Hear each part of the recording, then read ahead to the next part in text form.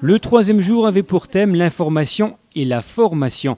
Au programme, un atelier de pédagogie personnalisée avec mise en situation des demandeurs d'emploi, l'intervention de l'AFPA, l'Association pour la formation professionnelle des adultes, et une formation secourisme encadrée par la Croix-Rouge française, section d'Agandange.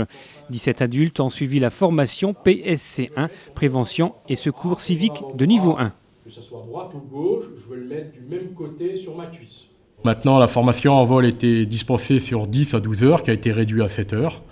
Donc, on voit toujours les grands schémas, mais il y a, par exemple, au niveau du massage cardiaque, ça a été simplifié, principalement pour les gens. C'est vrai qu'à un moment donné, c'était un peu compliqué entre l'enfant et le nourrisson et puis l'adulte. On ne faisait pas pareil. Les gestes étaient pareils, mais c'était au niveau de l'alerte. Donc maintenant, pour tout le monde, c'est pareil.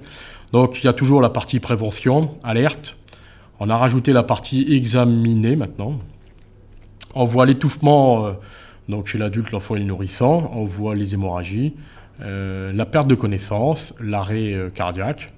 Et derrière, on voit tout ce qui est brûlure, plaies et puis trauma. Bien coincé contre toi. Programme chargé pour cette formation qui traite ainsi et essentiellement l'étouffement, l'hémorragie et l'inconscience. Une formation destinée à toute personne travaillant au contact du public, mais pas seulement. C'est une formation au grand public, donc elle est ouverte à tout le monde.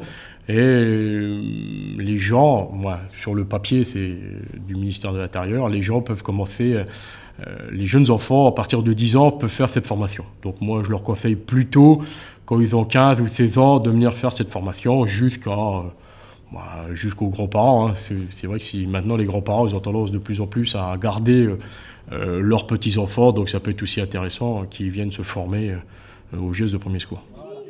Demain, tout le monde peut être confronté à un accident de la vie quotidienne, chez soi, à l'extérieur. Je sais pas moi, si on est avec nos enfants en train de jouer, par exemple, au Fond Saint-Martin, on peut être confronté effectivement à qu'un enfant il tombe, qu'il vienne à avoir une petite plaie ou même autre chose. Très répandue dans les pays nordiques, un peu moins en France, cette formation, si elle n'est pas obligatoire, est donc fortement conseillée. Plus d'infos auprès de la Croix-Rouge ou du Pige. Par exemple, demain, vous tombez sur une personne qui a perdu connaissance, rien que le fait de la mettre sur le côté avec la bouche ouverte, du coup, vous allez lui sauver la vie. Parce que si vous la laissez à plat du dos, avec le poids de sa langue, tomber dans l'arrière-gorge, donc du coup, il n'y aura plus de respiration et sa vie est menacée. Le deuxième exemple, par exemple, c'est l'étouffement. Et ça, c'est vrai que les enfants sont énormément sujets aux étouffements, en mangeant des cacahuètes ou autres aliments. Et demain, si effectivement vous ne savez pas réagir devant l'étouffement, votre enfant il peut mourir. Ici, une petite salle de réunion pour les salariés. Autre événement de cette journée du 6 décembre, la rencontre en soirée de la vie associative rombasienne. Une grande partie des associations culturelles, sportives ou patriotiques étaient réunies à la Maison du Lien Social pour se rencontrer, mais aussi pour découvrir le lieu. Présentation des différents services proposés à l'intérieur de la Maison du Lien Social. Présentation de toute l'équipe.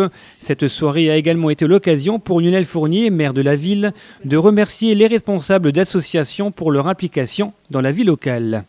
Et moi, je tenais à vous remercier sincèrement du fond du cœur de vous impliquer autant parce qu'on ne mesure pas, et c'est une des raisons pour lesquelles je pense que ça mérite d'être précisé, on ne mesure pas le temps que ça vous prend et parfois au détriment de la vie de famille, et je crois que c'est le plus important. Donc il y a cet engagement, parfois cette abnégation et ce sens de la solidarité, de la fraternité, de la convivialité qui permet à certains de se sentir moins seuls et de vivre ensemble. Pouvant être un véritable trait d'union entre la population et la Maison du Lien Social, les associations ont donc toute leur importance dans la vie locale. En contact permanent avec les jeunes et les moins jeunes, elles sont aujourd'hui devenues indispensables.